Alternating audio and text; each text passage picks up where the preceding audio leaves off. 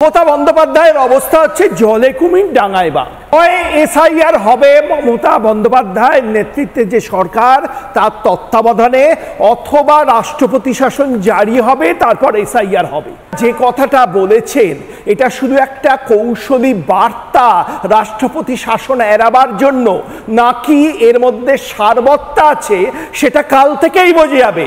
কাল থেকে কি এই স্বাধীনতা দিবস থেকে কি মমতার প্রশাসন এই অবৈধ অনুপ্রবেশকারী বাংলাদেশি এবং রোহিঙ্গাদের কলকাতা থেকে, বাংলার বিভিন্ন প্রান্ত থেকে উচ্ছেদ করার জন্য, তাদের বিরুদ্ধে ব্যবস্থা করার জন্য রাস্তায় নামে কিনা আমরা সবাই জানি কোথায় তারা আছে, আপনারাও তাদের দেখিয়েছেন।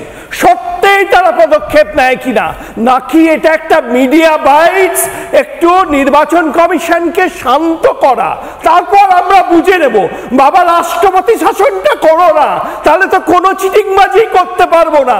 তাহলে তো অভিষেক বন্দ্যোপাধ্যায়ের মতো যারা একটা 89% ভোট পড়েছে, অভিষেক বন্দ্যোপাধ্যায় 69% ভোট পেয়েছেন, সেই সব কেন্দ্রে বিধানসভা আসনগুলোয় ভরাডুবি।